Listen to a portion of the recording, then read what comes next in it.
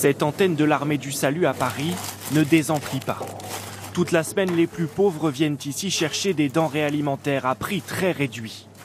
Une aide dont François Ruban ne pourrait pas se passer. C'est très difficile.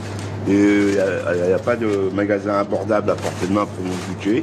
Si je n'ai pas ici, je suis dans la galère pour manger. Voilà, c'est ça.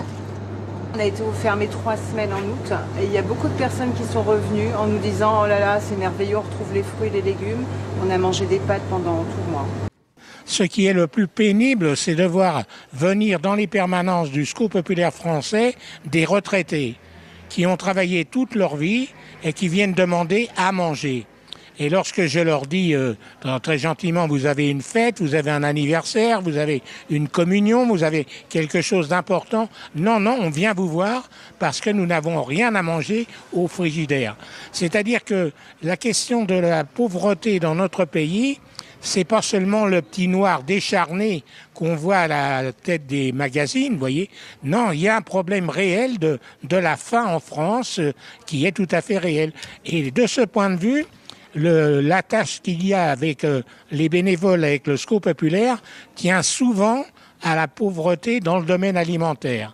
Il y a très peu de gens qui viennent demander à partir en vacances ou aller au théâtre ou à un autre culte culturel. Non, non, ils viennent demander à manger. Selon le baromètre 2018 du Secours populaire, 21% des Français rencontrent des difficultés pour faire 3 repas par jour. Dans les foyers les plus modestes, le chiffre passe même à 48%. Parmi les denrées les moins accessibles, les fruits et légumes frais, la viande et le poisson. Je mange toujours des fruits parce que j'aime ça, mais c'est vrai que c'est de plus en plus cher. Actuellement, oui, on essaie de manger moins de viande parce que la viande est plus chère, donc on prend plus de légumes. C'est un produit de luxe, le poisson, pour vous? Pour moi, c'est un produit de luxe. Regardez le prix qu'on met, regardez l'origine, il est presque le prix d'une journée de travail. Conclusion alarmante du baromètre, de plus en plus certaines familles concentrent tout leur budget sur le loyer et l'électricité. La nourriture n'est parfois plus considérée comme prioritaire. C'est devenu une variable d'ajustement, alors que jusqu'alors, malheureusement aussi, c'était les vacances, l'accès au sport, aux loisirs. Et aujourd'hui, c'est aussi l'accès à une alimentation équilibrée, avec 3 repas par jour, qui en fait est remis en cause chez un certain nombre de nos compatriotes. Les enfants sont eux aussi victimes de cette précarité alimentaire.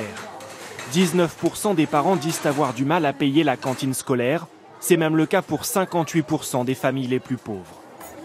8 Français sur 10 pensent que le risque que leurs enfants connaissent un jour la pauvreté est plus élevé que pour leur génération.